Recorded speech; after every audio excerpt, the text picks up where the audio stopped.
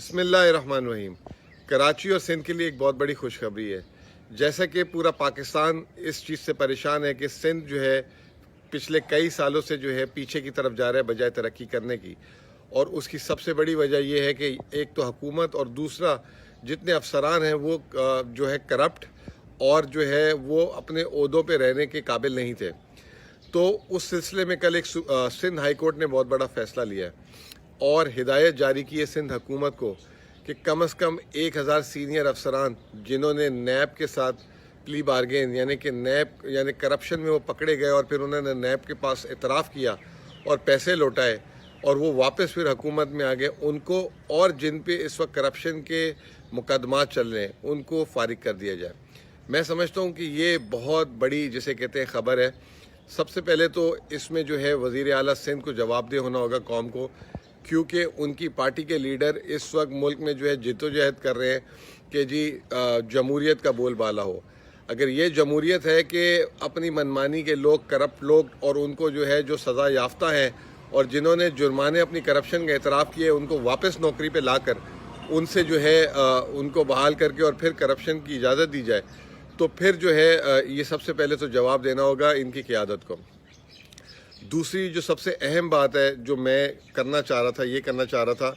कि कराची जो इस वक्त पूरे पाकिस्तान का सबसे पढ़ा लिखा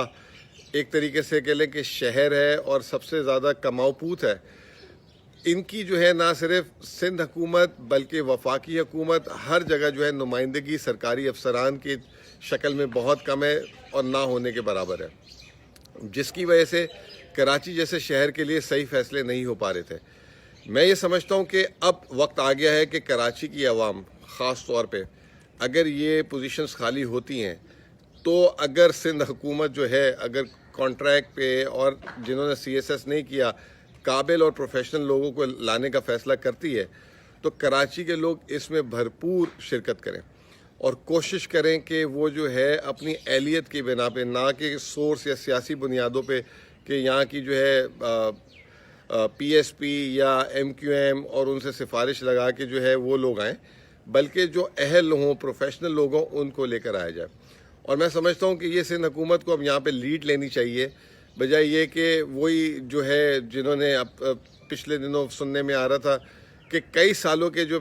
इम्तिहानात जो PCS के हैं इन्होंने सिंध हुकूमत ने अफसरान को लगा दिया और उनको कहा कि आप बाद में टेस्ट देकर पास होकर जो है हमें जमा करा दीजिएगा। तो ये अब ये निज़ाम ख़त्म होना चाहिए और मुल्क में जो है बाकायदा तौर पे प्रोफेशनल्स को आने की ज़रूरत है।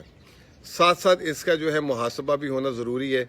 कि क्यों करप्ट लोगों को वापस से नौकरी पे लगाया गया और क्यों जो है उनको तरक्कियाँ दी गई। तो कराची की आवाम सामने आए और जो है आवाज़ में मेरी आवाज़ मिलाएं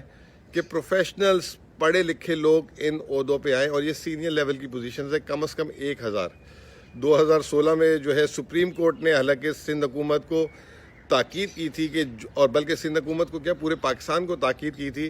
कि जो अफसरान जिन्होंने जो एतराफ़ किया और नैब को पैसे लौटाए हैं वो नौकरी पे वापस नहीं है, उसके बावजूद ये कॉन्टेम्प्ट ऑफ कोर्ट अलग हुआ है।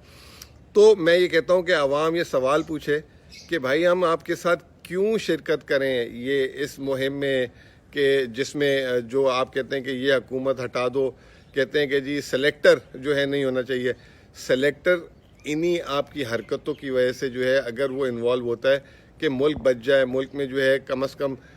जो है सही लोग आ जाएं, इस वजह से इन्वॉल्व होता है। अगर आप खुद सही नहीं है तो आप कैसे जो है किसी और पे उंगली उठा सकते हैं।